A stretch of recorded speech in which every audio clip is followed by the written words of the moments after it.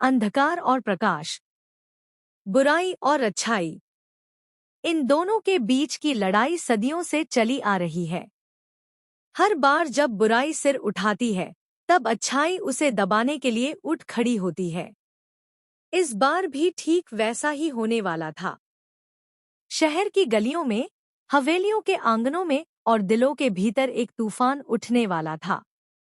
यह तूफान कोई साधारण नहीं, बल्कि इंसानियत और अपमान, सच्चाई और झूठ, विश्वास और विश्वासघात के बीच की लड़ाई थी। कहानी शुरू होती है अहाना से। अहाना, एक ऐसी लड़की जिसने हमेशा सच का साथ दिया। उसका चेहरा मासूम था लेकिन दिल बहुत मजबूत। लोग उसे घर की छोटी बहू कहकर पुकारते थे, पर भीतर से वह एक आग थी जो समय आने पर किसी भी बुराई को जला सकती थी।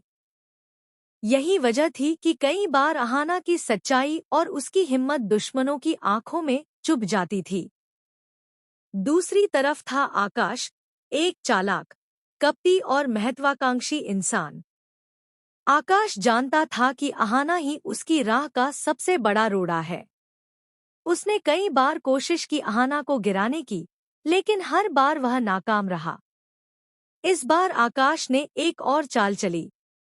उसने तय किया कि अगर वह अहाना की मेहनत और ताकत को नहीं तोड़ सकता, तो उसके चरित्र पर ही दाग लगा देगा। हाँ, यह वही चाल थी जो हर कमजोर इंसान तब चलता है जब उसकी सारी कोशिशें असफल हो जाए। उसने लोगों के सामने अहाना के बारे में झूठी बातें फैलानी शुरू कर दी।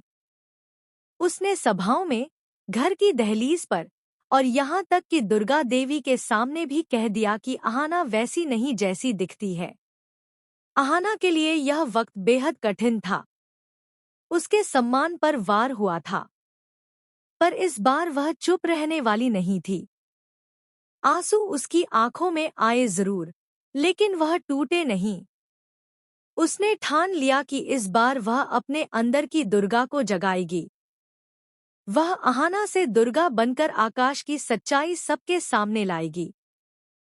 और फिर आया वह पल, जब आकाश ने अहाना को सबके सामने अपमानित करने की कोशिश की। उसने ऊंची आवाज में ताने कसते हुए कहा, तुम जैसी औरत पर भरोसा करना सबसे बड़ी भूल थी। तुम्हारा चरित्र साफ नहीं है और तुम घर की बहू कहलाने लायक नहीं। उसकी बातें सुनकर सारा घर सन्न रह गया। पर तभी अहाना ने अपने आंसू पोंछे और दृढ़ नजर से आकाश की ओर देखा। उसके चेहरे पर अब डर नहीं था, बल्कि आग जल रही थी। वह धीरे धीरे आकाश के पास गई और सबके सामने उसे जोरदार तमाचा जड़ दिया। पूरा